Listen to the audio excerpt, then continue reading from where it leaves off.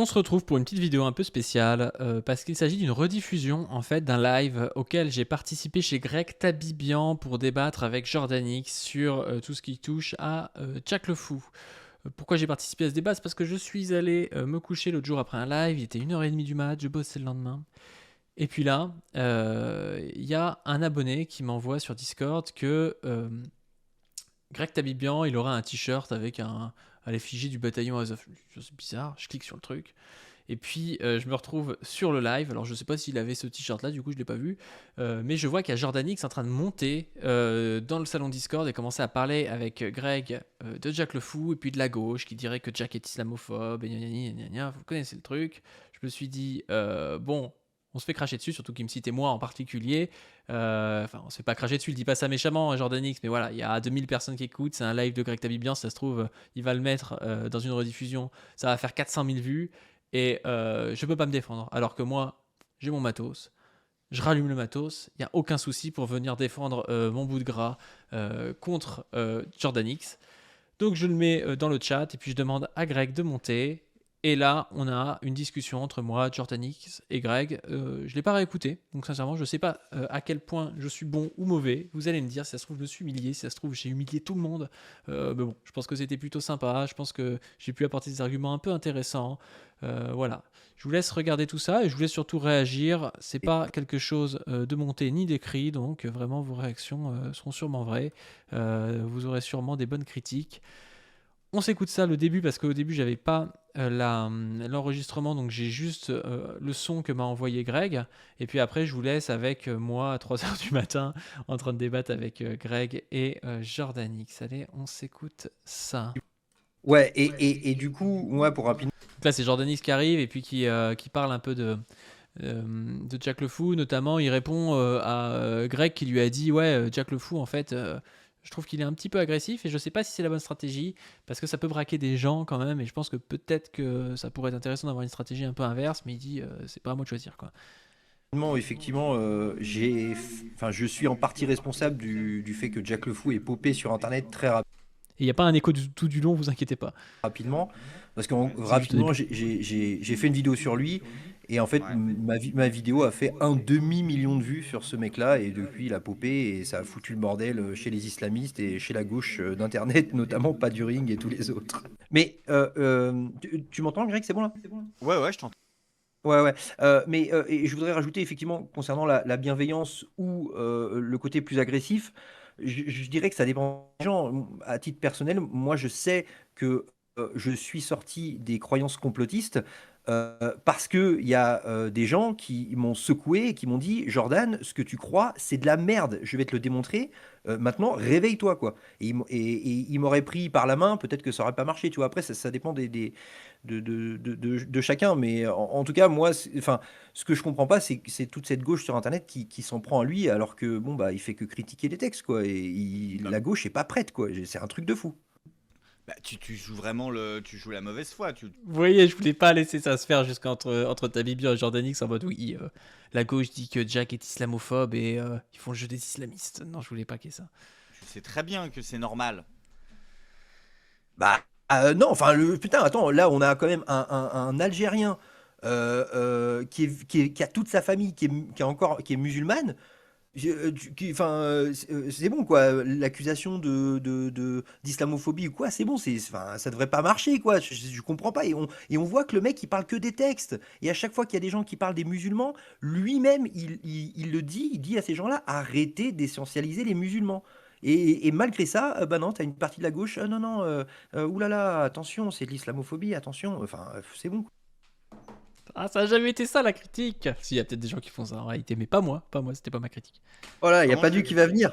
Ouais, mais comment on fait? Ah, je sais pas. Ah, Jordan qui se rend compte que voilà, il va peut-être pas pouvoir parler tout seul. Il faut qu'il aille sur ton Discord là. Il faut qu'il se présente Mais comment je là où trouve je le suis lien? en fait. Attends. Comment on T'as trouve ton le lien lien? sous ta chaîne. T'as ton lien sous Mais ta chaîne normalement. Ouais, normalement sous la chaîne, normalement il devrait y avoir, hein. Ouais, là, ça marche ou pas là? Ouais, c'est bon, Ah c'est bah bon, c'est là, bon. Ça là marche ça là? marche ça marche totalement. Ah, voilà, je disais, je suis en territoire confus là. Non, c'est bon, c'est très clair. C'est extrêmement clair. J'y comprends rien, mais c'est très très clair. C'est pas du tout confus. Non mais oui, c'est qu'en fait t'as soit détection de voix, soit t'as appuyé pour parler, mais personne met appuyé sur pour parler. Là c'est vraiment un truc de boomer en fait. Ah ouais, c'est un truc de boomer, clairement, là, je confirme. Ouais, bon, bah ça va, je vous emmerde. Moi, j'ai même pas moi qui me suis occupé de ça. Moi, je suis un vrai boomer, c'est-à-dire qu'il y a des gens qui travaillent pour moi.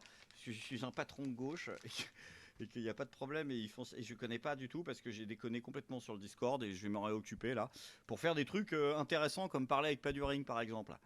Ouais, non mais en fait il y a un gars sur Discord qui m'envoie une photo de toi avec un maillot avec un logo de Azov et il me dit ouais il y a Tavibian, il est en live avec un maillot avec un logo de Azov. Je lui dis attends c'est quoi ces conneries et tout et je clique sur le live et je vois qu'il y a Jordanix qui me cite, donc c'est pour ça que je me suis retrouvé à faire des heures sup parce que là j'étais en live avant et j'allais me coucher.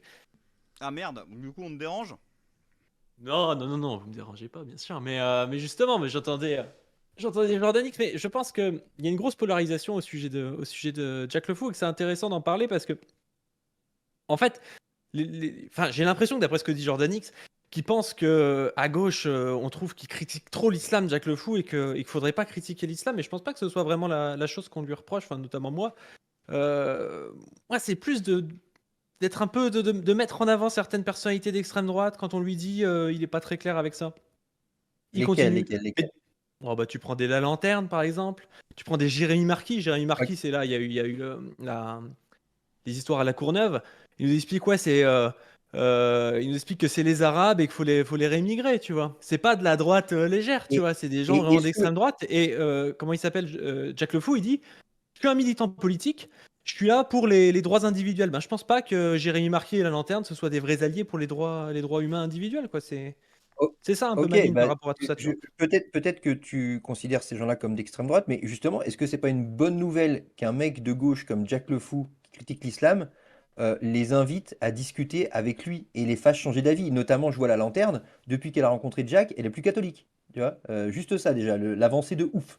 Tu vois, Oui, mais le, moi, pro- le problème, c'est pas qu'il les fasse changer, il peut les faire changer d'avis sur le catholicisme ou des trucs comme ça, mais euh, ça comporte aussi un risque de normaliser une certaine parole et surtout de lui donner des viewers, parce que la lanterne, je suis désolé, moi je la connaissais pas il y a un mois.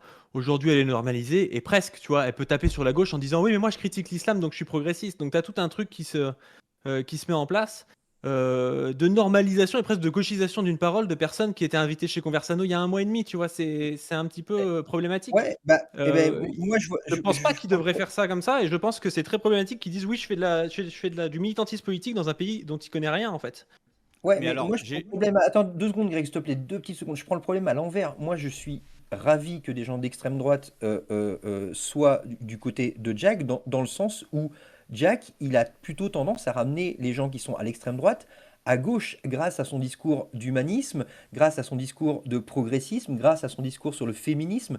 Il ramène tous ces gens-là plutôt à gauche. Ces gens-là d'extrême droite, d'habitude, ils étaient vénères contre les musulmans. Moi, ce que je vois sur les réseaux, c'est que maintenant, ces gens-là, ils ont compris la différence entre la critique des textes et la critique des musulmans. Et c'est une différence qui est fondamentale et c'est super important. Et c'est grâce à Jack qu'il y a des gens d'extrême droite qui ont compris cette différence-là. Moi, je trouve ça génial, quoi. Alors, il peut avoir un intérêt, oui, pour ouvrir l'esprit de certaines personnes, notamment. Moi, je cache pas que la lanterne peut arriver, oui, peut-être parler avec des musulmans, alors qu'avant, on les considérait comme des cafards, et maintenant, elle se dit, bon, c'est peut-être pas des cafards, même s'ils sont un peu débiles d'être dans l'islam, et tant qu'ils y sont, machin, tu vois. Je peux comprendre qu'est ce côté-là. Mais par contre, tu dis, il va les ramener à gauche. Mais Jack, déjà, est-ce qu'il est de gauche, Jack, tu vois? Jack, il connaît mais pas la Bah, France. En France, je sais pas si on peut le considérer de gauche, tu vois. En Algérie, on peut là sûrement le c'est très considérer de gauche. intéressant. Mais Là, c'est c'est c'est une très vraie intéressant. question, tu vois. Je dis pas qu'il est de droite non plus, mais moi je pense que Jack, tel que je connais pas tout de lui, c'est quelqu'un qui est plutôt, tu vois, t'en parlais tout à l'heure, Greg. Pour moi, c'est un libéral à l'ancienne, tu vois. Un libéral à l'ancienne en France en 2024, c'est pas quelqu'un de particulièrement de gauche, c'est pas quelqu'un de particulièrement de droite non plus. Par contre, en Algérie, c'est peut-être plus quelqu'un de gauche, tu vois. Et donc, ça dépend en fait dans quel système on se place. Et je trouve ça dur de dire, ouais, juste parce qu'il critique l'islam, il serait de gauche. Non, il peut avoir un intérêt. Pour la gauche, il peut être soutenu sur certains points. Mais je pense pas qu'il soit de gauche en soi. Hmm. mais enfin, On y reviendra enfin, après. moi, j'écoute souvent son discours.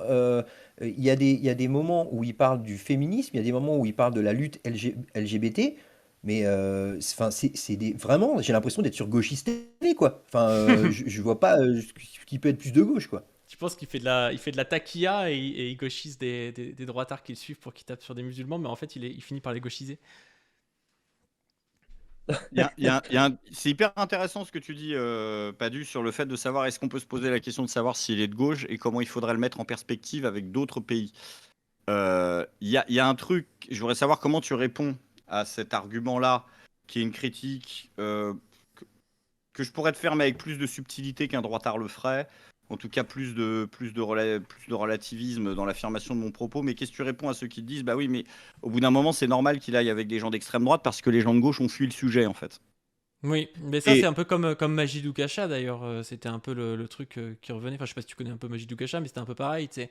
C'est-à-dire qu'il critiquait l'islam et il disait, ouais, mais moi, on m'a ouvert en gros que des portes, que Radio Courtoisie, des portes comme ça, donc il a fini par aller alors, là-bas. moi, je vois Euh, deux choses différentes. Je vois pas le même profil chez Majid Oukhacha et chez Jack Le Fou, par exemple. Oui, oui, je dis Pour pas que c'est le même moi, profil, mais je veux dire, c'est un peu les mêmes biais où au final il se retrouve pas mal entouré de droitards parce que il dit lui que la gauche l'a abandonné, ce qui est en partie vrai, je pense, parce que la réalité c'est que moi aujourd'hui je parle de ça, mais j'ai aucun intérêt à le faire parce que les apostats ça représente pas grand chose en part de marché et je pense que des Machiavel de la En politique, part tu de vois, marché, quoi, carrément. non, mais tu vois, je pense que moi je suis pas un politicien, je m'en fous, tu vois, mais je pense qu'un politicien, un Jean-Luc Mélenchon, tu vois, ça va pas être le truc qui vise comme étant une part électorale. C'est con, mais je pense que tous les politiciens pensent pragmatiquement. Et quand t'as des gens qui représentent, je sais pas, peut-être quelques dizaines de milliers de personnes en France, ça représente pas grand-chose. Moi j'en parle parce que je pense que justement c'est des gens aussi en souffrance et qu'il y a besoin d'avoir une certaine empathie, empathie envers eux. Mais c'est vrai que la gauche n'a pas été les premiers sur ces sujets. Après aussi, des fois, on nous fait comment ça s'appelle ce reproche alors qu'on connaissait même pas, si tu veux. Moi, il y a des mecs qui viennent, ils me disent oui, tu nous as pas aidé à l'époque, mais moi, il y a 6 mois, je savais même pas que ça existait en fait, donc je pouvais pas non plus, je pouvais Oui, pas non non, plus mais les aider. ça, je te le concède. Effectivement, il y a 6 mois, vous connaissiez pas toute cette sphère-là. Moi, ça fait Mm, plus d'un an et demi que je la côtoie. Par mm. contre, dès que j'ai fait popper Jack avec beaucoup de chance, dès qu'il a popé sur YouTube, la première chose que Naïf VS Expert et d'autres de gauche ont fait, c'est l'accuser d'islamophobie. C'est la première chose qu'ils ont fait. Et c'est de là que tout a démarré, quoi. Et ben moi, je sais pas du coup ce qu'ils ont fait exactement. Moi, justement, la première interaction que j'ai eue avec Jack, c'est justement parce qu'il était allé chez Naïf versus Expert, je crois que t'étais là ou des trucs comme ça. Et moi, je l'ai vu taper sur la gauche. Et du coup, moi, j'ai un peu la vie inverse. J'arrive, je vois un mec, je le connais pas, et je vois qu'il commence à dire ouais, la gauche, c'est quand même les alliés des islamistes. Je me dis ouais, on est d'accord, je connais la théorie, tu vois. Et du coup, peut-être qu'on se polarise. Un peu malgré nous aussi sur certains trucs, tu vois. C'est-à-dire que lui il considère que je suis un allié des islamistes et moi je le vois arriver en me disant que je suis un allié des islamistes. Et donc du coup on se polarise directement en étant l'un contre l'autre de manière un peu bête, tu vois. Mais moi je pense que ce que j'essaie de faire aujourd'hui, c'est aussi de montrer qu'il y a de la politique. En fait, être apostat, c'est pas un positionnement politique. C'est un combat personnel qu'on peut avoir. Mais il y a des apostats de gauche et des apostats de droite. Et moi, j'essaie justement d'essayer de montrer qu'il y a différents types de personnes. Tu vois, j'ai invité Yanis. Je suis pas sûr qu'il soit de gauche, Yanis, tu vois, mais Yanis, il a pas le même avis que Amir sur la question ou que d'autres apostats. Et je pense qu'il y a des fois un truc un peu chiant, c'est qu'on va nous dire ouais, qu'en gros, Jack représente les apostats et qu'il y a une petite sphère comme ça qui, des fois, est quand même un peu droitarde, pas forcément Jack, hein, mais des gens qui vont l'entourer et tout, que ça représente les apostats. Je suis pas sûr que ce soit vrai, hein. Il y a plein d'apostats en France et ils pensent pas tous la même chose. non, mais en Alors, fait, oui, vas-y, tu vas-y, veux Greg, vas-y. Oui, il représente pas les apostats, mais il représente, en fait, si on sort du champ hexagonal français, il représente ce qui est la majorité de la critique arabe de l'islam. Contrairement à Majid Oukhacha. Je pense que Majid Oukhacha, il y a véritablement une volonté même personnelle de garder, je crois, hein, je parle peut-être sans le savoir, mais d'adhérer à un certain nombre de positions conservatrices sur un certain nombre de sujets qui Oui, peuvent, oui, pour oui, moi, oui. le placer ouvertement à droite. Pour moi, Jack Le Fou représente complètement autre chose et quelque chose qui est déjà inconnu à 80% des gens qui parlent d'islam, que ce soit le gauchiste random ou que ce soit Éric Zemmour. Mm, C'est de ce que c'est que la laïcité au Moyen-Orient.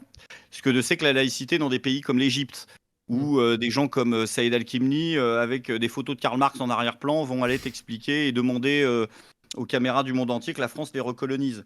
En fait, c'est un laïcisme qui est très très dur. Le discours d'Éric Zemmour, c'est niveau easy de ce que c'est qu'un parti socialiste de gauche dans un pays musulman. Et en fait, c'est pour ça qu'en fait, c'est absurde d'essayer de le placer sur le spectre politique. Autant pour moi, Majid Oukhacha, il est plaçable sur le spectre politique. Je le dis avec beaucoup de respect pour lui, il y a aucun souci. Pour moi, Jack Le Fou, Si je dis pas de conneries, il vit pas en France ou il vit en France, je sais pas. Non, Canada, non, je il crois. vit au Canada. Ok, il a vraiment ce point de vue qui est pas du tout hexagonal. Et pour lui, la cohérence logique qui a été celle qu'on a importée, nous aussi, notamment par la colonisation dans ces pays, qui est une certaine culture du socialisme, et qu'ils ont aussi développé tout seuls, eux, ils n'ont pas ce complexe vis-à-vis de l'islam lié à une population minoritaire qui sont les Arabes et qui donc forcément crée de la stigmatisation parce qu'il y a un rapport de nombre qui n'est pas un rapport égal. Eux, tout le monde est arabe, donc ils n'ont pas le même complexe en fait. Ils n'ont pas C'est plus de même pas que complexe. de nombre, hein, c'est aussi un rapport raciste dû à la colonisation. Il y aurait plus d'Arabes en France, il y aurait quand même cet héritage. Mais... Oui, non, mais là, on est dans des populations où 90% ou 95% Oui, de la oui, oui. population est arabe. Donc, en fait, il y a pas de débat. Donc, ils ont ce rapport très décomplexé parce qu'en fait, il n'y a pas de risque d'amalgame. Et ils en parlent aussi ouvertement que Charlie Hebdo critique les cathos. Et là-bas, en fait, c'est. Et en fait, pour moi, Jack, il vient de ce monde-là. Après, je ne connais pas assez. J'ai vu 2 lives de lui. J'ai écouté, en faisant autre chose, 2 lives de lui. Donc, je me permets pas d'avoir un avis. Mais de ce que j'ai cru voir, pour moi, c'est intéressant. C'est la gauche qui découvre ce que c'est que le socialisme arabe, en fait. Mais c'est très Euh, intéressant ce que tu dis parce que moi je te rejoins assez et c'est pour ça que je dis souvent ouais Jack Le Fou c'est Salvatore ce qu'il fait en Algérie et moi je pose la question sur sa chaîne française il dit j'ai 80% de mes viewers qui sont français de ce qu'il est en train de faire en France et pourquoi il agrège autour de lui pas mal de gens d'extrême droite. Je sais, je connais pas les statistiques et je pense qu'il n'y en a pas des statistiques sur ça, tu vois. Mais justement, ce que tu dis, c'est un peu ça aussi, c'est de dire, en fait, la ligne d'Éric Zemmour et la ligne d'un laïc en Algérie, bah, ça peut être la même. Sauf que le problème, c'est que moi, le laïc en Algérie, il me convient très bien, le Éric Zemmour en France, il me convient pas, tu vois.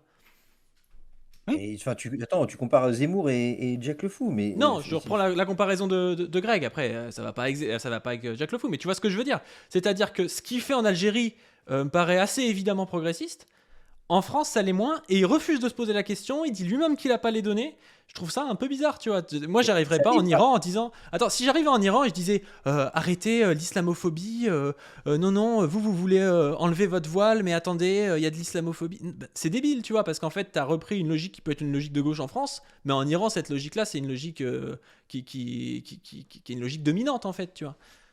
Mais, en tout cas, moi, je pense que ça l'est pas moins en France parce qu'on a une population musulmane qui est croissante et donc on a aussi des apostats qui eux aussi sont croissants et qui ont besoin de savoir, de voir que oui, en fait, bah ouais, votre religion, on peut la critiquer et votre ancienne religion, en Mais elle fait, est critiquée, la bah, elle est religion comme toutes les islamique en religions. France. Il y a, il y a un Jack, aspect, ce point-là. il y a un aspect, si je peux me permettre, qui peut aussi être positif, c'est que ça crée une communauté d'apostats. Parce que j'étais un peu dur. En fait, moi, là-dessus, je suis un peu comme Padurin, que je pose la question de la nécessité politique. Après, il faut discuter au niveau de la nécessité politique et pas être dans le jugement moral du message et de se demander s'il est plaçable sur un échiquier gauche-droite en France. Faut tout simplement voir si c'est un discours qui est utile. Il faut penser balance bénéfice-risque. Mais je sais plus pourquoi je te disais ça. Merde, du coup j'ai perdu le fil. Quand tu disais oui, puis d'avoir des groupes apostats, ça fédère. Oui, c'est vrai que ça Oui, fédère. non, mais Et déjà, ça c'est fait qu'on peut-être en des parle gens. déjà. C'est peut-être des gens, je pense, les apostats, et a fortiori les apostats de l'islam, où Mm. il va se construire un rapport communautaire beaucoup plus fort qui va pouvoir mêler beaucoup d'aspects de la vie quotidienne, beaucoup plus que pour un chrétien, pour qui ça va souvent être une religion d'exergue. Il va y avoir un truc, c'est que ces gens-là sont peut-être aussi isolés et ils se regroupent. J'ai pas vu, après je connais pas, mais de communautés d'apostats ou de chaînes d'apostats sur YouTube. C'est vrai que des fois aussi, j'ai regardé des lives, je me disais, je regardais le deuxième live que j'ai fait de Jack Le Fou, j'en ai fait 2. Le premier, c'était très critique, c'était un débat. C'était un peu chiant parce que pour moi, si c'est pour voir des débats sunnites, chiites, catho, athées, il y en a plein, les forums interreligieux sur Internet. C'est un peu années 2000, mais c'est sympa. Après, là, j'ai revu un live de lui où il parlait que entre apostats. Et je me disais, putain, le live, il a aucun intérêt, ils sont tous d'accord. Et puis à un moment, je me suis dit, ah, attends, est-ce que ces gens-là sont pas tout simplement en train de créer un espace communautaire qui leur fait du bien? Parce qu'en fait, cet espace communautaire, il n'existait pas avant. Mais c'était un peu ça le Discord des apostats de base, hein. Enfin, moi j'ai reçu Yanis du coup qui était un des piliers au début du Discord des apostats. Et ce qu'il disait, tu recevais un gars par exemple qui avait été viré de chez lui parce qu'il avait apostasié ou je sais pas trop quoi. Et du coup, bah, t'avais toute une solidarité, tu vois. Donc oui, il y a un côté, il y a un côté groupe qui se forme et qui est en train de se former depuis un certain temps, tu vois. Et je fais le Mais parallèle des fois avec des gens, tu sais, tu deviens trans, tu deviens je sais pas trop quoi. Tu te fais virer de chez toi, bah, il y a une solidarité entre LGBT par exemple, et c'est quelque chose, je pense, qui est Mais nécessaire, hein, des groupes d'aide je comme sais ça. plus si c'était toi, Padu ou Greg, je vous avais parlé de risque de critique de l'islam en France. C'est toi, Padu, non? De risque de critique de l'islam. Ouais, qu'il y Je avait, sais pas. il y avait pas une utilité et que ça pouvait générer un risque de critiquer l'islam en France, J'ai énerver pas les dit C'est gens, ça, pas un moi, risque, etc. mais c'est la question balance. En fait, c'est la question balance bénéfice-risque, c'est-à-dire, en fait, ce que devrait se poser, pour moi, je pense, du point de vue une personne qui se positionnerait à gauche, ce serait de se dire, est-ce que le discours de Paduring, est-ce que le discours, pardon, de Jack Le Fou crée davantage de mecs d'extrême droite Hmm. qu'il ne crée d'apostats? Parce que pour moi, l'apostasie d'une religion peut être une libération. Je juge absolument pas à titre personnel. Et je comprends que dans une religion qui peut créer parfois des microcosmes communautaires aussi autoritaires et aussi présents sur ta vie quotidienne, ça puisse être ouvertement une libération de s'en sortir, comme ça peut être pour des mormons aux États-Unis, une libération de se tirer de cet enfer. Là-dessus, il n'y a pas de souci. Donc ces gens-là, est-ce que ils méritaient d'avoir une communauté? Je pense que oui. Est-ce que ça fait plus le jeu de l'extrême droite? J'ai beaucoup de mal avec qu'est-ce qui fait le jeu de l'extrême droite. Moi, il paraît que je le fais, donc je sais pas ce que ça veut dire trop. Euh, Ouais, c'est Greg, là où il faudrait se poser la question. C'est difficile. Encore une fois, il faudra avoir des données statistiques que nous n'avons pas. C'est-à-dire, encore une fois, moi, j'aimerais bien savoir, ok, parce que lui, il les a les données statistiques. Enfin non, parce qu'il a des données par pays, il n'a pas de données ethniques. Mais et à qui il parle culturellement, à moi, quel groupe j'aimerais. social? Oui, et puis même politiquement, à qui il parle en France, ça serait intéressant parce que tu vois, moi, j'ai l'impression, parce que quand je dialogue avec lui, je me fais défoncer par des mecs qui sont souvent pas des apostats, qui sont des mecs d'extrême droite. J'ai l'impression que son comment s'appelle son public français est bourré de mecs d'extrême droite. Je trouve que je me trompe, tu vois. Mais le problème, c'est qu'on les a pas ces stats, et même lui, il les a pas en fait, tu vois. Mais j'ai l'impression que tu vois, je me prends les mêmes mecs dans la gueule quand je tape sur Cro-Blanc que quand je tape sur Jack Le Fou, et je me dis, il y a un problème, tu vois. Mais en tout cas, concernant le risque d'être récupéré par l'extrême droite, je vous le dis pour avoir épluché beaucoup de lives de Jack Le Fou, et il le dit lui-même, en l'état, si son discours n'est pas altéré ou modifié, son discours ne peut pas être récupéré par l'extrême droite. C'est impossible. Vraiment, c'est impossible. Mais Donc le ça, c'est risque là, il est l'idéaliste. Si zéro, en tu fait. dis mon discours ne veut pas être récupéré et qu'au final dans ton public t'as Eh ben 50% de mecs vas-y, d'extrême droite, c'est que enfin, c'est ce qui se passe, tu vois. Même s'ils ont compris ce qu'ils voulaient, c'est la réalité, tu vois. Non, mais en fait, et si... Ouais, vas-y, vas-y, vas-y. Greg, vas-y. En Ok, fait, encore une fois, c'est simplement pas un hasard, c'est une question statistique. Tu peux pas reconnaître d'un certain côté qu'effectivement, une grande partie de la gauche s'est désintéressée de ces questions-là. La droite et la partie la plus dure de la droite en ont fait une question centrale. Tes parts de marché, elles sont pas les mêmes. Électoralement, la gauche, comme tu l'as dit tout à l'heure, n'a aucun intérêt à critiquer l'islam. Donc, du coup, qui sont les gens qui vont s'intéresser à des vidéos critiques de l'islam? Tout simplement à cause du spectre politique actuel, essentiellement des gens qui vont aller chercher des arguments pour nourrir des narratifs de droite. Mm. Mais l'idée, c'est pour 100 mecs qui vont essayer d'aller nourrir leur narratif de droite, de troll sur Twitter. Combien de mecs? C'est inquantifiable, en fait. C'est sorti d'une situation d'enfer personnel par rapport à une religion qui l'empêchait de s'épanouir, et je serais désolé d'être libéral, d'accéder au bonheur. Et aussi, Combien comment tu quantifies? aussi quel type d'apostat tu crées aussi, tu vois, parce que en fait, apostat, ça veut aussi tout et rien dire, tu vois, entre le mec qui du coup bah, ne croit plus et puis est un peu tranquille dans sa vie et pour le coup libéré, tu vois, d'une certaine pression religieuse, et puis le gars qui devient un peu matrixé par l'islam, mais dans le sens inverse. Moi, j'en vois sincèrement là, les mecs qui publient des saucisses là, sur internet en disant ah, regardez les musulmans, moi je suis en train de manger une bonne saucisse de porc hein, pendant le ramadan, c'est marrant tout ça. Tu dis, les gars, en fait, ils vivent toujours par rapport à l'islam. C'est-à-dire que il y a ramadan, pour eux, c'est hyper important qu'il y ait ramadan, tu vois. Et je trouve que c'est pas pareil, tu vois. Il y a différents types d'apostats. Est-ce que le clash permanent sur TikTok, ça peut pas créer aussi des mecs qui sont un peu plus vénères dans leur apostasie? Non, mais alors, je vais te Faut dire voir ce que ça pourquoi est-ce que les mecs sont plus vénères dans leur apostasie? C'est pas qu'ils sont ils sont plus vénères dans leur apostasie. C'est que l'apostasie est par nature beaucoup plus vénère que l'athéisme. C'est-à-dire que l'athéisme de base, d'une personne qui devient athée, qui n'adhère pas à la religion ou qui va avoir une activité religieuse qui se limite à aller à la messe le dimanche culturellement, il sait qu'il a été baptisé mais il sait pas plus, cette apostasie n'a pas véritablement d'effet sur lui. Une personne qui va quitter une religion, Hmm. elle va avoir le syndrome du converti. Qui sont les mecs les plus violents très souvent en islam sur les attentats, les machins? C'est les convertis. Les convertis en font toujours plus. C'est le syndrome du converti. C'est un truc très classique en psychologie. C'est t'en fais toujours 10 caisses de plus. Et justement, l'apostat, il n'est pas athée dès le départ. Il se convertit aussi. Il se convertit à l'athéisme et donc il est nécessairement plus violent. L'apostat est toujours plus violent. Pourquoi? Parce que l'apostat, il était musulman et il sait que dans sa religion, le sort qu'on lui réserve, c'est la mort. Techniquement, dans les 3/4 des pays musulmans de la planète. C'est-à-dire qu'il se met en état d'être arrêté par une police religieuse et exécuté pour un choix moral dans une grande partie des pays du monde, enfin musulmans. Donc en fait, c'est pas un choix qui est quitté Mamie Facho et ses discours à la con du Nouvel An. C'est pas dans la famille catholique bourgeoise à la con où effectivement la pauvre louloute, elle va être obligée de travailler pour ses études parce qu'elle a bougé à Paris et que papa-maman, il l'aide plus. C'est pas ça le prix à payer. Il est théoriquement beaucoup plus élevé. Donc si tu rajoutes à ça le fait que l'apostat est toujours plus violent que l'athée de base parce que c'est un converti à une autre idéologie qui n'est pas une idéologie radicale, mais qui est en radicalité par rapport à son point de départ, qui est une position de croyant intégral. Bah, du coup, tu crées un écart qui crée la radicalité. Ça, c'est logique. D'ailleurs, j'en ai vu plein des gens. Désolé, Jordan. Et surtout, je rajouterais que quand une personne se rend compte qu'elle s'est fait avoir par son ancienne secte ou son ancienne religion pendant des années, qu'elle se rend compte du jour au lendemain quasiment que tout ce qu'on lui a appris pendant toute sa vie, en fait, c'est du vent. Bah ouais mon gars, ouais elle va être vénère et ouais elle va être véhémente, elle va être hardcore avec son ancienne religion. Donc moi je leur en veux pas à ces apostats qui sont un peu caricaturaux, un peu véhéments sur les bords concernant leur ancienne religion. Sais comprends ces gens-là. Oui, je peux les comprendre si tu veux, mais ce qu'on disait avec Yanis, c'était, je pense que je vais faire une vidéo là-dessus, sur un livre justement. Je sais pas si vous avez lu ça, ça s'appelle Un silence religieux de Jean Birnbaum. En gros, il explique le mec que la gauche est dans un discours un peu sur les, c'est avec les attentats djihadistes en gros, sur un discours qu'il appelle le rien à voirisme, c'est de dire les attentats n'ont rien à voir avec l'islam.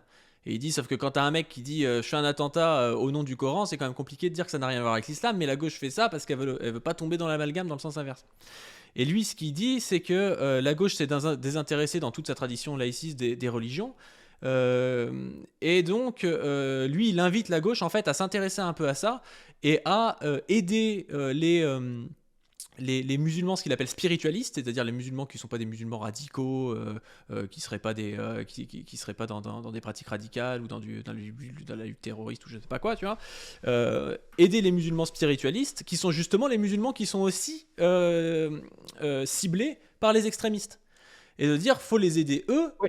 Pour les opposer en fait aux extrémistes, plutôt que de les laisser dans la merde et puis de dire ah non mais de toute façon moi je gère pas la religion, et de pas comprendre qu'à l'intérieur même de l'islam il y a différentes branches, tu vois. Et moi je pense que justement par rapport aux apostats, ce qu'il faut c'est avoir un truc apaisé où on dit bon bah les musulmans qui sont la plupart des musulmans en fait qui ont une spiritualité comme ça, qui vont pas aller marier des gamines de 9 ans ou je sais pas quoi, c'est l'immense majorité des musulmans en fait, eux il y a pas besoin de les faire chier particulièrement.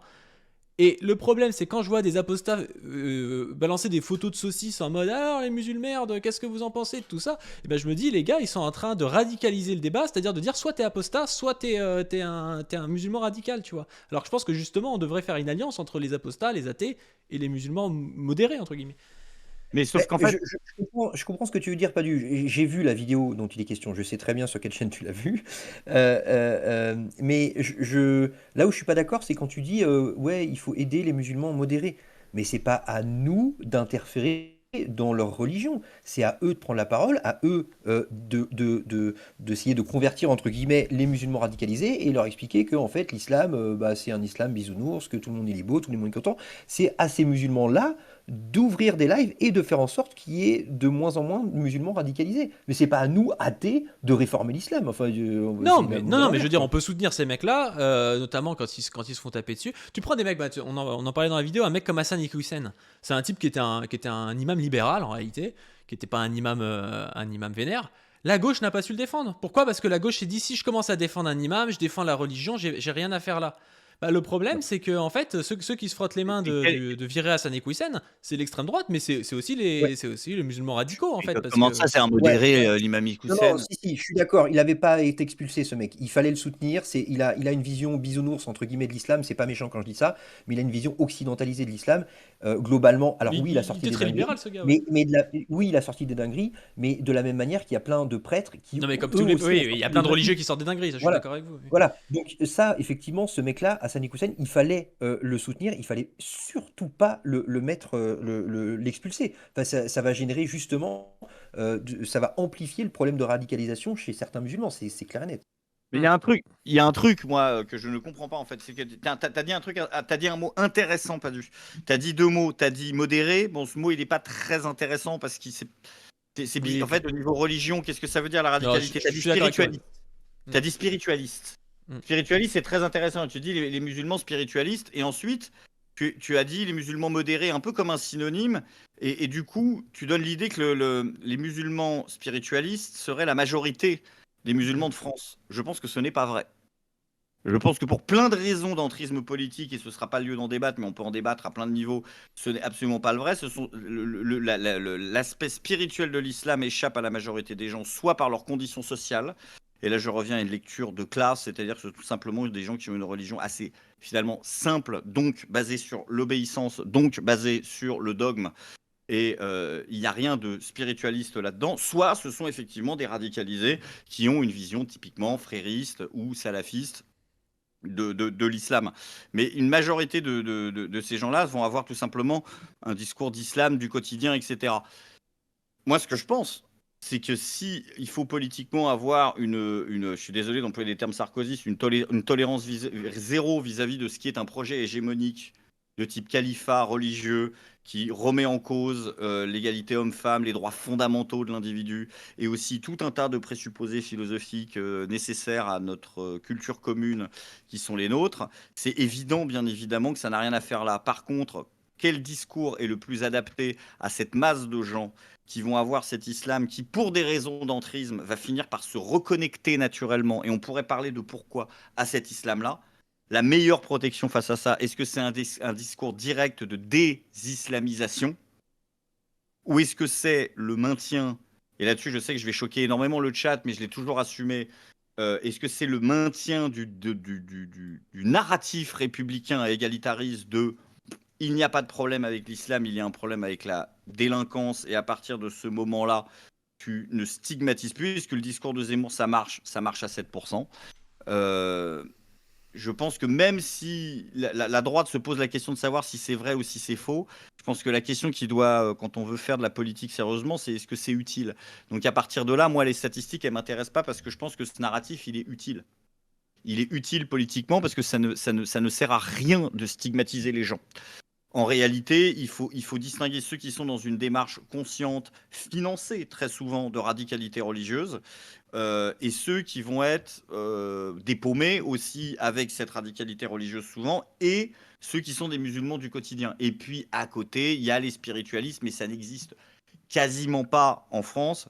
Et en plus de ça, c'est souvent plus du spiritualisme laïcard, c'est-à-dire des mecs qui vont nous ressucer du mi-Montesquieu, mi-l'islam, que réellement de la spiritualité arabe, soufie, etc., qui, elle, aurait des choses très intéressantes à dire par rapport à notre société.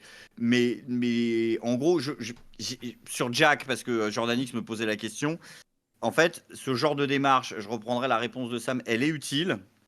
Elle est utile, c'est-à-dire qu'il faut que cette démarche existe pour pouvoir choquer des gens qui sont dans une démarche de radicalité. Mais ceux qui vont déterminer que cette démarche elle est majoritaire ou elle est minoritaire par rapport à une approche plus bienveillante, ben c'est tout simplement les gens, les abonnés, les algos, et ça, tu n'auras pas véritablement d'emprise dessus. La seule position que tu peux avoir, c'est est-ce que c'est cool que ce soit ça qui soit mis en avant? Ça, c'est ton opinion. Est-ce que tu penses que ça a le droit d'exister? Oui ou non? Et moi, je pense que ça a non seulement le droit, mais ça a le devoir d'exister. Parce que il n'existe absolument aucune raison pour qu'une religion, quelle qu'elle soit, puisse estimer que sa simple existence fasse que la chaîne de Jack le Fou n'existe pas. C'est hors de question. Ça n'a absolument pas de sens pour moi. Ouais, vas-y, hein, Padu, si tu veux rebondir là-dessus. Bah, il y a plusieurs trucs. Moi, je vais faire mon mec bassement matérialisme. T'as parlé, Greg, t'as dit ouais, qu'il y avait un peu le choix, soit entre une approche un peu républicaine ou une approche un peu, je crois, de. Tu m'arrêtes hein, si tu dis des conneries, une approche de critique un peu de l'islam, c'était ça? Soit en fait de critiquer directement l'islam, soit de dire ouais, en fait, on a une approche républicaine, vous gardez ça chez vous, et puis on joue sur la délinquance. C'est un peu ça que t'as dit, non? En fait, en gros, c'est à quoi ça sert de. En fait, c'est toujours la question que je pose aux gens de droite. Vous êtes là en train de brandir des faits et d'autres en face vont nier ces faits. Tout le monde va se répondre pendant 107 ans. La question qu'il faut se poser, c'est dans le cadre de régler les problèmes, quel est le narratif qui est le plus utile? Si derrière, tu décides que tu n'as pas d'impunité quelconque, judiciaire ou civile ou autre, etc., et que tout le monde est réellement jugé. Ce qui est une utopie, mais je te parle en tant que modèle. Hmm. Qu'est-ce qui est le plus utile? Le discours de la stigmatisation ou le discours égalitariste qui dit, en fait, qui dit, si tu voles une pomme au marché, tu prends tant. Et à quoi ça sert d'aller dire aux gens que la majorité des gens qui volent des pommes, que ce soit vrai ou pas vrai, s'appellent Mohamed? C'est-à-dire que, in fine, à quoi ça sert politiquement, puisque tu mettras de toute façon tout le monde d'accord sur le fait, tu mettras davantage de monde d'accord sur le fait qu'il faut arrêter les voleurs de pommes que de gens d'accord sur le fait qu'il faut arrêter les Arabes. Oui, Donc, non, bien sûr, bien sûr. voilà, c'est pour ça que j'ai jamais compris, moi, cette démarche, en règle générale, de critique frontale. Est-ce qu'après, dans Parce une que c'est des démarche... mecs après qui ont un racisme derrière et qui disent oui, du coup, il faut rémigrer les Mohamed, tu vois, parce qu'ils disent c'est les Mohamed qui volent, donc pour régler le vol, on va rémigrer les Mohamed, tu vois, mais c'est un peu notre Non, discours. mais il faut... Oui, non, mais... Oui, mais ce que je veux dire, c'est que voilà, j'ai toujours une démarche assez... Et j'ai été dans le débat interreligieux très dur. Encore une fois, je distingue le cercle privé du cercle de la diffusion sur YouTube. C'est aussi quelque chose d'autre. Est-ce que c'est parce que là, ça devient un message public et général. Donc, est-ce que ce message public et général, est-ce que les gens ont le droit de tenir un discours qu'ils veulent en privé? Oui, je serais très libéral. Est-ce que les gens ont le droit de tenir le discours de Jack Le Fou en public? Oui, je serais très libéral. Et puis voilà. Mais Oui, bien sûr, mais moi je pense juste aux conséquences politiques. D'ailleurs, c'est intéressant de s'intéresser au toujours nouvel pareil. athéisme américain. Parce qu'il y a eu des dérives aussi par rapport à ça. Et moi j'ai peur en fait que le militantisme athée en France prenne le même trajectoire que le militantisme athée aux États-Unis. C'est-à-dire une trajectoire qui n'est pas du tout progressiste. Une espèce de trajectoire de libertarien réac. Pour les mêmes biais en fait. Pour la question de ah oui mais nous on ne pose pas la question politique en fait, on dit qu'on est juste en train de critiquer la religion et que c'est déjà politique en tant que tel et que ça suffit en tant que tel, et puis on finit en réalité par faire de la politique, mais par faire de la politique de droite quoi. Ah bah, si vous voulez que ça tombe pas là-dedans, il va falloir lui créer un espace.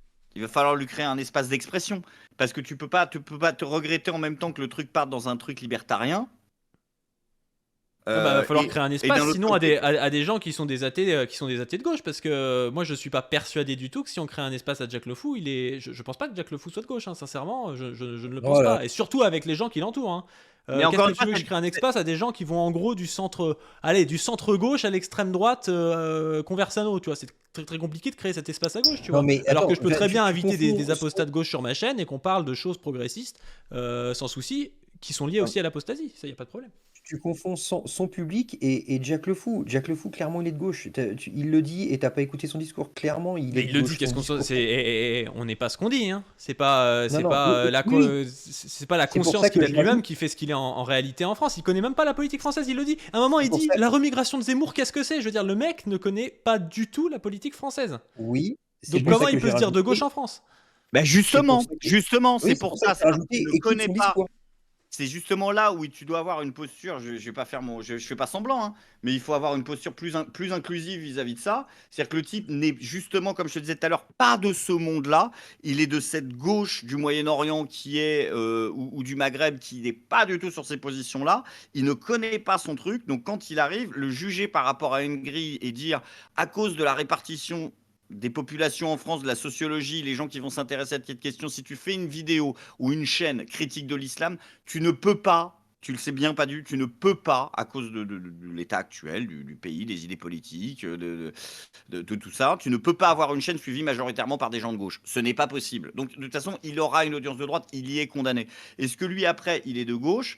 Bah, ne peut-être pas le juger en se disant que lui, il va forcément devoir être placé, alors que ces trucs de gauche, au départ, c'est quand même venu un peu de nous. Bon, moi, j'y étais pas. Mais tu vois ce que je veux dire? C'est au bout d'un moment, ok, il sait pas ce que c'est que la gauche, c'est peut-être un peu plus de bienveillance qu'un type qui a grandi en France, qui connaît complètement le truc, il sait exactement où il se place. Je pense que lui, en fait, il s'en bat les couilles et ça l'amuse. Mais il s'en bat les couilles, oui, parce que lui, son but, c'est la critique de l'islam en tant que tel. Mais le problème, c'est encore une fois, c'est que quand on lui montre des choses qui sont des choses choquantes, il va pas y réagir, il va continuer dans son truc. Donc moi, ça me gêne pas, à la limite qu'il prenne une autonomie par rapport à ça. Mais du coup, il va continuer à grossir parce que il va grossir en fait sur un public plutôt de droite. Il va se droitiser, même sans forcément que son discours se droitise. Il va charrier avec lui des gens qui vont être de droite et il va s'enfermer là-dedans. Et oui, si demain il commençait à taper assez durement sur la droite, autant qu'il va le faire sur l'islam par exemple, eh ben, il perdrait sûrement des abonnés ou il monterait moins vite. Et il y aurait peut-être quelqu'un qui le doublerait par la droite et on verrait un apostat en fait avoir 40 000 abonnés et puis 60 000 et puis Jack stagner parce qu'en fait il se mettrait à taper sur la droite. C'est sûr, aujourd'hui un youtubeur apostat, peut-être que le plus gros youtubeur apostat est forcé d'avoir un public de droite. Mais peut-être, mais après, il a encore une fois, il a ce mérite d'exister et lui, en fait, encore une fois, est-ce que son message mérite d'exister? Moi, je pense que oui. Voilà, je pense que son message, son message mérite d'exister. Personne pourrait estimer la balance bénéfice-risque de combien d'apostats il a sorti. En fait, ce que tu lui reproches quelque part, c'est d'avoir un ordre de priorité. Mais la politique, c'est ça, c'est un ordre de priorité, c'est-à-dire de placer la lutte contre l'islam au-dessus du clivage gauche-droite. C'est un peu ça, C'est-à-dire- mais dans le sens où il le fait en France et il dit moi je suis un militant politique. En réalité, c'est un militant politique qui, je pense, qu'il comprend Attends. bien le monde arabe, qui comprend bien l'Algérie. Et il arrive en France et il reproduit les mêmes choses et ça marche. Non, Mais non. en fait, ça Non, marche pas non, pour non. les mêmes raisons. Et Il le fait dans le monde entier, il le fait pas en oui, bien France, sûr. il le fait en France malgré lui. Malgré lui. Et Malgré lui, oui, tout il à fait, veut- tout à fait. Mais il devient veut- un peu une star en France. Pourquoi en France? Parce qu'en France, en fait, quand tu tapes sur les musulmans, t'attires un public. Et c'est pas un public Sauf qu'il forcément ne musulman. tape pas sur les musulmans. Sauf qu'il ne tape pas sur les musulmans. Mais, Tape sur mais l'islam, ce d'accord. voilà, mais ce qu'il veut Qui est lui, porteur de c'est l'islam en France? oui, les musulmans. Et D'accord. donc Bah, c'est mal si de je tape sur le critiquer l'islam. capitaliste toute la journée, je tape pas sur la bourgeoisie, j'imagine, c'est ça? Et donc d'accord, donc critiquer l'islam, ça veut dire critiquer les musulmans. Quand tu critiques l'islam, qui est-ce que tu touches comme personne? Des musulmans, oui, effectivement, je peux. L'islam, c'est pas une idéologie qui est dans le ciel, indépendamment des personnes qui portent cette idéologie, on est d'accord? Effectivement, certains musulmans peuvent être touchés dans leurs croyances. Oui, est-ce que c'est Bah, grave? évidemment. Donc c'est grave, d'accord, on est d'accord. Je te dis pas que c'est grave, je te dis que quand tu critiques une idéologie, tu critiques aussi en partie et tu vas toucher en partie les gens qui portent cette idéologie, ça paraît évident quand même. Si demain il y a des mecs Oui, qui tapent sur le communisme, ils tapent sur qui? Ils tapent aussi sur les communistes. Oui, Ça veut pas tu dire que touches les mecs leur sont méchants sensibilité. envers les communistes, mais forcément ça va être le cas. Ok, ok, donc mais est-ce que c'est grave? C'est ça la question en fait. Bah, est-ce que c'est grave? Ça dépend comment c'est fait. Si tu arrives à contrebalancer ça en disant oui, mais en fait, Le moi fou je vais pas critique accepter les- des gens par exemple qui c'est traitent les grave. Algériens de cafards. Bon, par exemple, tu commences par dire ça sur mon live, je n'accepte pas des gens qui traitent les Algériens de cafards. Là, tu vas Jack peut-être Le Fou commencer l'a à te dire pas oui, peut-être que ce gars-là, en fait, il est réellement progressiste et c'est pas juste un progressiste parce qu'il tape sur la religion, c'est un progressisme aussi sur d'autres parties de la politique française, tu vois. Si par contre tu commences à t'allier avec des gens qui sont quand même problématiques et qui peuvent aussi stigmatiser des personnes dans l'auditoire, et puis que tu vas voir des gens en fait rigoler de musulmans se faire mettre en PLS sur TikTok, moi je trouve que c'est problématique, tu vois, comme acte. Je pense Sauf que ça peut que être fait là, avec des tu as- pincettes un peu. Sauf que là, tu n'as pas parlé de Jack Le Fou. Jack Le Fou critique les textes. Effectivement, ça concerne les musulmans. Effectivement, certains musulmans peuvent se sentir touchés. Est-ce que ce que fait Jack Le Fou, c'est grave? Comment ça? Est-ce que c'est grave par rapport à quoi? Bah, est-ce que c'est grave, du coup, de critiquer l'islam puisque ça touche certains musulmans? Oui ou non?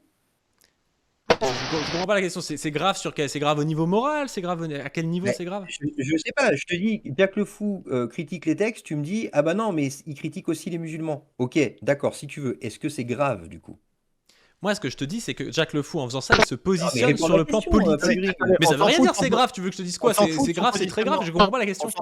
On s'en fout de son positionnement moral sur est-ce que c'est grave ou c'est pas grave. La seule question, encore une fois, il faut penser conséquences politiques. Je suis désolé. Est-ce que tu serais favorable? Est-ce que tu serais, même à titre personnel, content que la parole de Jack Le Fou n'existe pas? C'est-à-dire, Non, mais moi, je suis pas pour interdire des paroles. C'est pas Voilà. le souci. Par contre, je pense que c'est normal qu'à gauche, on critique sa parole et son mouvement en général. Encore une fois, moi, Jack Le Fou, je m'en fous en tant que tel. Ce mec-là, je le connais pas particulièrement. Ça se trouve très sympa. Mais c'est normal qu'on critique ça quand même, qu'on pose la question de ce que c'est en train de faire. Et nous, on est des militants politiques. Lui aussi. En fait, je trouve qu'on nous fait un reproche qui serait un reproche presque taper sur les apostats, alors que c'est pas le cas en réalité. Et moi justement, j'essaie d'inviter des apostats sur ma chaîne pour essayer de montrer voilà, que l'apostasie c'est quand même assez large et que le problème que j'ai, c'est pas le problème des apostats. Moi je suis pour la liberté de conscience, je suis pour que les gens aient le droit de croire ou de ne pas croire. Mais là-dessus, moi, je te reprocherais pas ça. Je te reprocherais plutôt comment dire. Le problème, c'est pas est-ce que tu. Attends, je sais plus ce que je voulais dire. Attends, je l'ai, je vais le retrouver. Qu'est-ce que tu disais il y a 2 secondes? Je sais pas, je disais que je tapais pas sur les apostats, je disais. Ouais, que tu tapais pas sur les apostats, etc. Oui, moi, plutôt, ce que je vous reprocherais, c'est à la limite de faire preuve d'un tout petit peu de néocolonialisme, si j'ose dire, c'est-à-dire de le considérer peut-être un peu trop vite comme le droit tardé de base, Mm.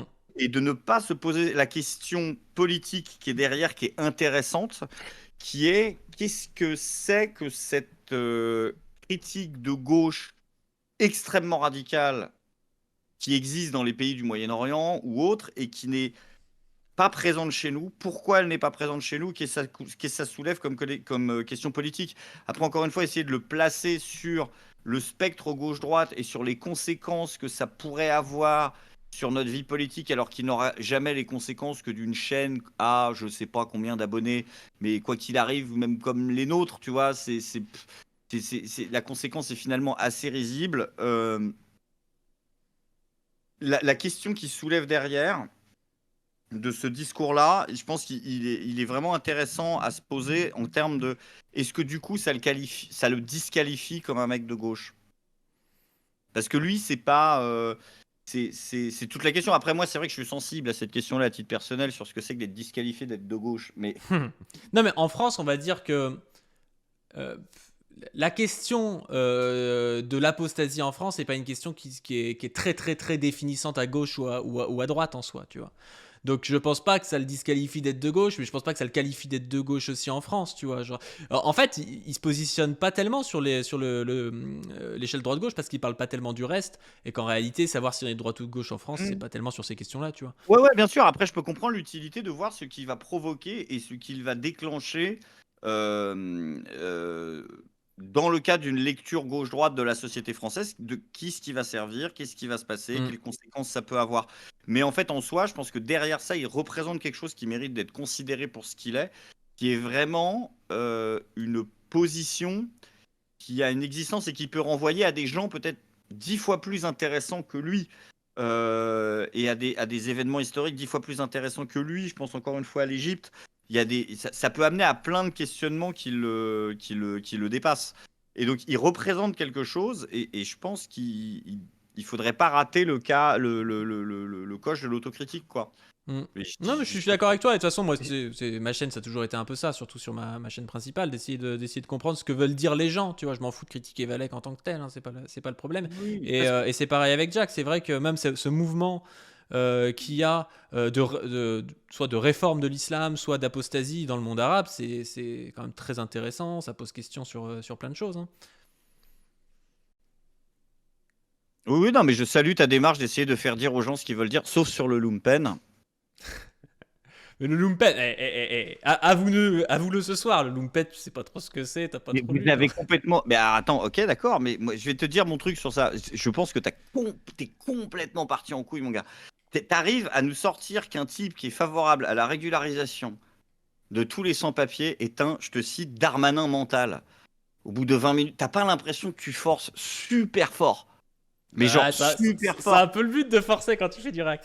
Mais Ouais, non, mais- parce qu'en fait, il nous explique, oui, que quand même, les traders et les dealers, c'est les deux faces d'une même pièce. Tu vois. Enfin, Non, mais c'est tu un pars en peu couille sur ça. Tu pars en couille sur ça. Je pense que tu vois, tu t'imagines le dealer sorti d'un film des années 90. Honnêtement, il y a la question de. En fait, il sépare bien la phrase. Tu le vois pas, mais il sépare bien la phrase. Il te dit pas que c'est les dealers qui empêchent les gens d'accéder absolument partout. Il te cite des exemples de catégories nuisibles et tu mets une corrélation qui y a pas. Enfin bon, bref, pour moi, voilà, il y a pas de ça. Oui, je le rattrape pas sur le lumpen, mais je connais pas autant la notion de lumpen que ça. Mais en fait, moi, j'adhère pas à ce truc-là personnellement. Voilà. Après, c'est mon avis. J'ai jamais employé le mot à titre personnel et je l'emploie pas. parce que j'ai peu de connaissances du sujet, parce que c'est vrai qu'il revient quoi 2 fois chez Marx et qu'il y a pas de c'est pas un sujet qui est si important que ça. Ça n'a Mais pas il y a grand intérêt, et puis au bout d'un moment, si les gens ils veulent dire racaille, ils parlent de racaille, s'ils veulent parler de dealer, ils parlent de dealer, on comprend mieux ce que c'est que de te cacher derrière une espèce de terminologie marxiste où on voit plus trop ce que ça veut dire, tu vois. Enfin, si le mec Non, mais il toi, veut parler de dealer, il te dit bon bah les dealers ça me casse les couilles, au moins on comprend ce qu'il veut dire, tu vois. Alors qu'il dit le lumpen, tu sais, quand Tatiana Ventose elle parle de lumpen, des fois elle te dit. Genre en gros qu'une meuf qui a un boulot mais qui est une meuf tu sais, qui est une meuf qui va bosser chez des bourgeois garder des enfants, c'est du lumpen. Bah non, c'est pas du lumpen, tu vois, elle a un boulot la meuf, tu vois. Enfin, c'est pas parce que t'es immigré que t'es du lumpen, tu vois. Donc ce serait mieux de dire voilà, je m'attaque aux nourrices immigrées plutôt que de dire je m'attaque aux lumpen, tu vois. Non, mais après, voilà, moi j'en sais rien, j'utilise pas le terme parce que je le maîtrise pas forcément, que c'est pas pertinent, mais moi ce qui me paraissait de base être une caractéristique du lumpen prolétariat, c'était essentiellement, et je me trompe peut-être et tu me corrigeras, c'est son manque, en tout cas chez Marx, d'uniformité. Oui. Donc, du coup, la critique de droite qui tend à dire, peut pas à la fois utiliser le lexique de lumpen et dire c'est tous les mêmes.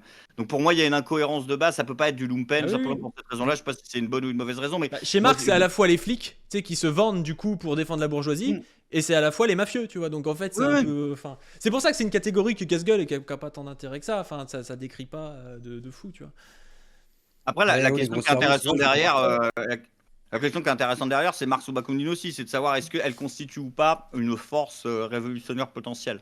C'est-à-dire, et c'est là où il y a toute l'ambivalence de est-ce que le gilet jaune soutient le mec qui fait des émeutes de banlieue. Tu vois, en fait, il y a une question qui peut être aussi intéressante, qui peut être intéressante derrière. C'est-à-dire, est-ce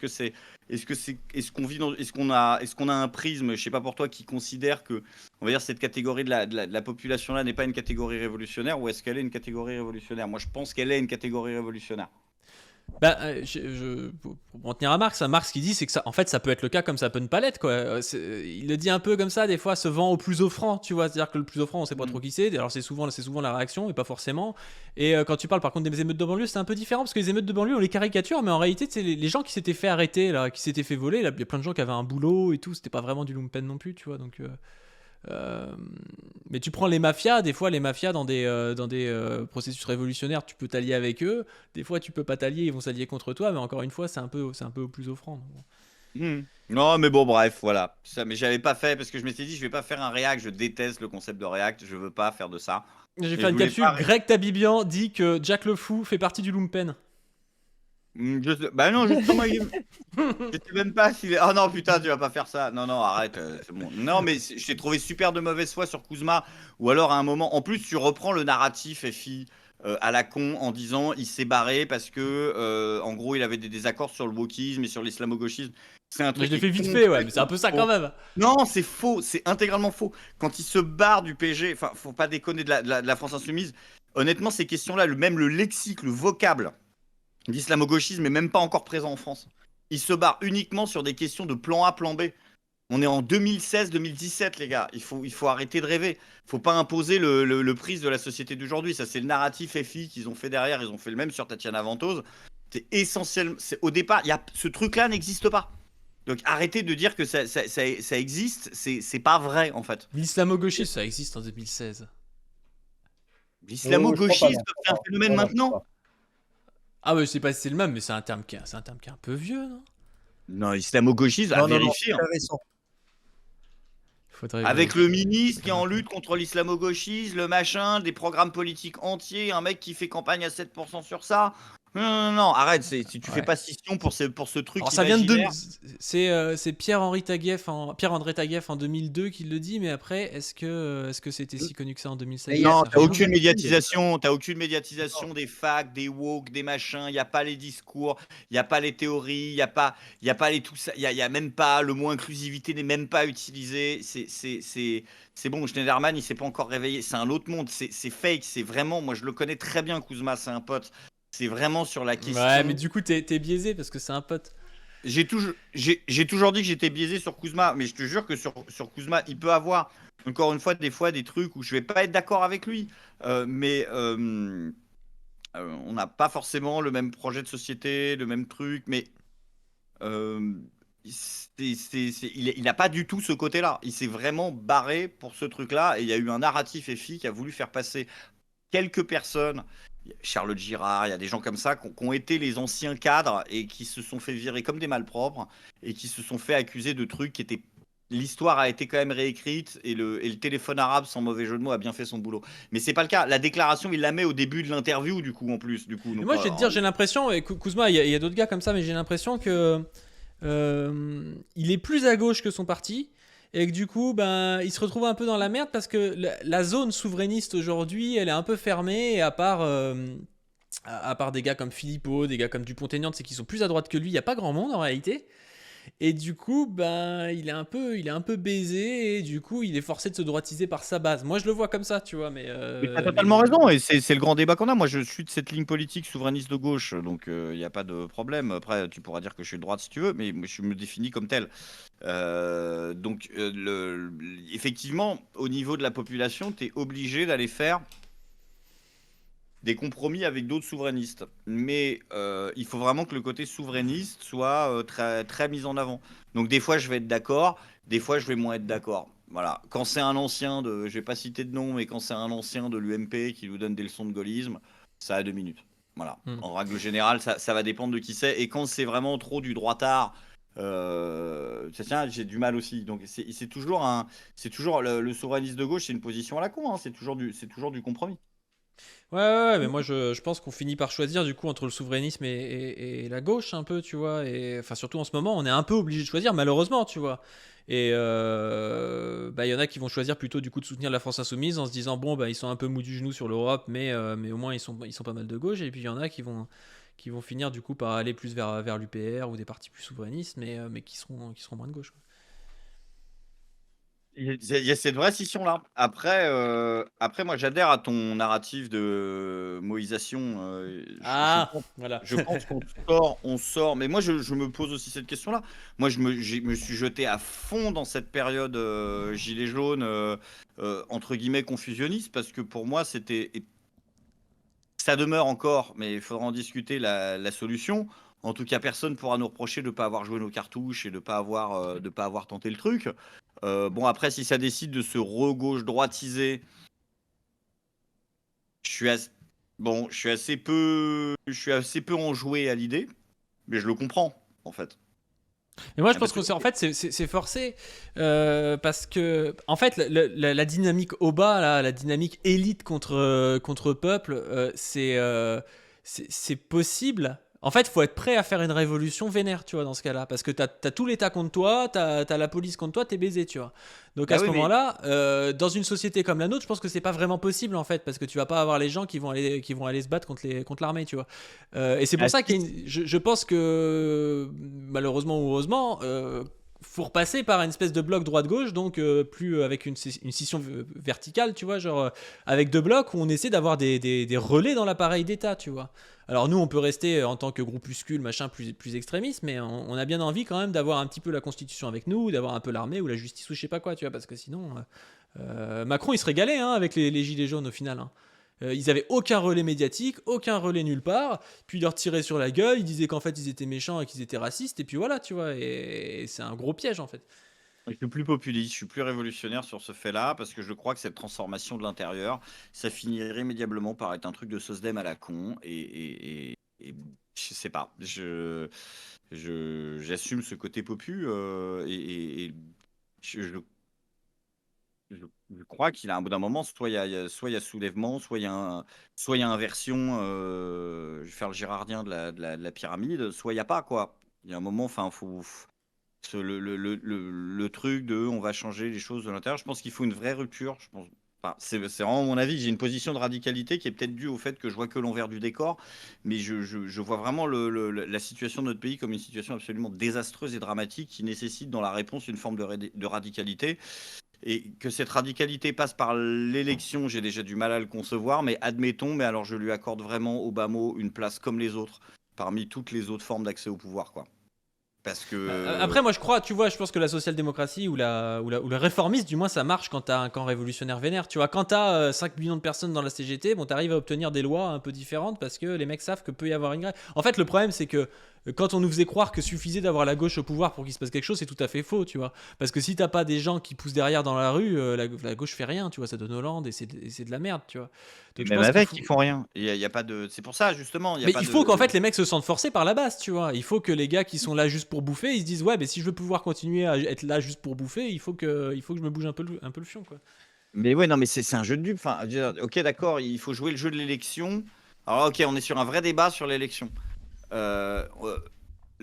Il faut jouer le jeu de l'élection parce que derrière Hollande, on a réussi à lui pousser au cul parce qu'on était dans la rue. Mais quelle. Enfin, moi, je les ai faites, les manifs Pas Hollande. Hollande, je pense qu'Hollande c'était compliqué, tu vois. Mais imaginons quel t'as la est France le insoumise au pouvoir, tu vois. Ils peuvent autant rien faire et faire prout, tu vois, que faire quelque chose. Et ça dépend pas que de la France insoumise, ça dépend de qui il y a derrière et de quel soutien ils ont dans la rue aussi, tu vois. Ouais, moi, je crois que ces partis-là seront condamnés à faire quelque chose qui sera jamais suffisant par rapport à la gravité des problèmes. Bah moi je pense que le problème de la France insoumise c'est qu'ils ont pas d'orgas, tu vois. Tant qu'ils ont pas d'orgas, tu sais, ils te disent ouais faut nous élire, on fait des trucs, mais sauf que quand t'as pas d'orgas derrière, on va les élire et puis en fait ils vont pas faire les trucs, on va rien pouvoir faire, tu Et vois. Donc je pense qu'il puis, faut que ça s'organise. Et c'est pour ça que moi l'orga dans lequel je crois le plus c'est la CGT, tu vois, parce que c'est l'orga le plus organisé et le plus radical qui y a en France. Mais la et CGT c'est moins bien qu'avant quand même. sur la LFI sur l'écologie, enfin, c'est catastrophique. Moi, rien que pour ça, j'ai pas envie qu'ils prennent le pouvoir, hein. C'est terminé, hein. Enfin, je sais pas ce que t'en penses, pas mais Bah après tu sais il y avait comment il s'appelle Jean Covici, il disait que c'était le meilleur parti quand même sur l'écologie. ouais, mais ils veulent mettre fin au nucléaire, quoi, s'il te plaît. Ouais, mais ils vont pas le faire. Écologiquement, C'est un truc pour taguer, pour gratter les votes des Verts, je pense. C'est pour faire chier ELV. Je pense pas qu'ils y Il croient. faut, Mais il bon, faut, il faut savoir repérer un minimum la taquia dans le programme des gouvernants politiques. moi, je pense que c'est de la taquia, ouais, leur truc Le truc de la militaire. FI, il avait même fait virer des tracts. C'est-à-dire que si je sais plus les dernières élections machin qu'il y a eu là entre temps là. Euh, euh, on a eu des élections juste après la présidentielle, si je dis pas de conneries. Ou entre les deux tours, ça avait dégagé des tracts. Ils mettent pas le truc en avant. Je te jure que l'aspect, on enlève des centrales nucléaires, ils le mettent pas en avant. Je suis né en 83, j'en ai vu des mecs nous la faire à l'envers. Je pense que il va pas te fermer une centrale, le père Méluche. Non, mais je Ah pense pas non ouais. plus. C'est pour ça que j'ai pas peur pour ça, moi. Enfin, après, il va pas foutre le pays en l'air et qu'on n'ait pas d'électricité. Ou s'il le fait, c'est qu'on peut le faire, quoi. Mais et puis de toute façon, les libéraux nous le font déjà ce coup-là des centrales, hein. Ouais, les libéraux, ouais. Soi-disant. Non, les néolibéraux. Merci de respecter mon identité. Ouais. Ah non, mais je sais. Mais Bon, non, mais... Greg, pas du Ouais. ce fut un plaisir court mais intense. Merci Greg pour l'invitation. Et puis Je je t'en vous dis à prie. bientôt pour de nouvelles aventures. Ouais. Carrément, bah pareil, je vais vous quitter. Merci beaucoup Yes. Jordanix, merci Greg pour l'invitation, l'invitation forcée, hein, je suis arrivé dans le chat. Merci Greg de faire parler le peuple. Et puis ouais, à plus. Ouais, à Ciao, plus. ciao. Écoute, voilà. Fais un react, hein, serre-toi, hein, fais ce que tu veux. Ciao.